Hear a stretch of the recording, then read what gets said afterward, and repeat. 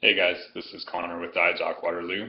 Today I want to talk about something that comes up all the time in the clinic, which is where to start with core training. This comes up all the time as I'm working on various issues across the entire body. Oftentimes I'm going to talk about this even if you're coming in with neck pain or headaches or foot or knee or ankle issues.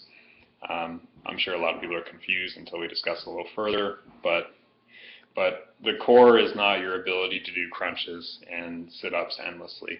And certainly that's not the kind of core strength that's going to lead to any kind of prevention or any kind of rehabilitation from previous injuries. And it's pretty arguable about whether or not those things are even safe for the back or not. So the first place I always go with people when we're talking about core strength is, can you assume a proper core lumbopelvic alignment, and if you can you maintain that with some challenge? So what I mean by that is most of the people that I see coming in are going to have an anterior pelvic tilt. So if I demonstrate, so here's me normally, so an anterior pelvic tilt is me arching the back way too much, my butt sticks back, my stomach sticks out a little bit. Sometimes people will do this by leaning back quite a bit. I'm over exaggerating so that you can see.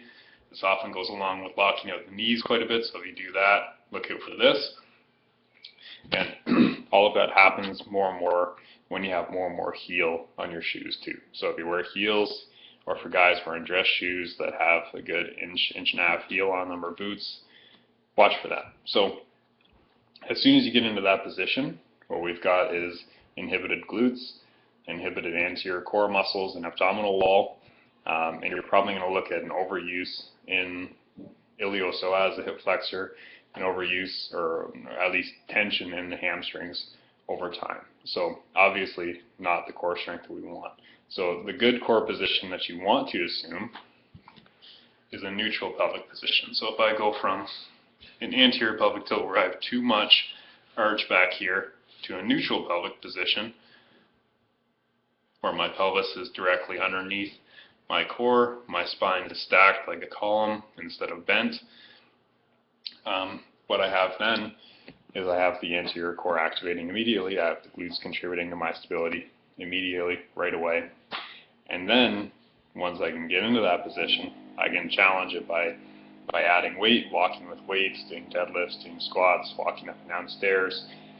For most people, it's as simple as just getting into that position and then using it through the day as you move around, because for a lot of people that's going to be pretty tiring. So if I go from anterior tilt, I think about lifting my belt buckle up. That gets my core nice and active. My stomach is nice and strong, like someone's going to punch me. I can take that all day. My glutes are squeezed a little bit. And then I walk around like that. Every time I take a step, as my body weight becomes unbalanced, my core is then contributing to stabilize me. If I do that going up and down the stairs, which is actually a relatively tough stability skill, same thing. I'm getting a lot of core work there. If I'm doing those things with anterior pelvic tilt all the time, I'm not strengthening my core. I'm just making things tighten up a little bit further, which is a lot of what I work on in the clinic. So you need to be able to get into that position, that nice neutral pelvis first. And once you can get there, challenge it with external loads, and eventually that's going to mean doing deadlifts, doing squats, and maintaining that position as you do those things. You might see examples of people like professional athletes that have a lot of anterior tilt, and you might say, well, this Connor guy's crazy, he doesn't know what he's talking about. Usain Bolt has this, and he's the world record holder, but that's just because he's survived his training up to that point, and he's trying to just milk every last degree of performance he can out of his body, and sometimes that means doing things that aren't healthy for you long term. So don't look to those things for examples.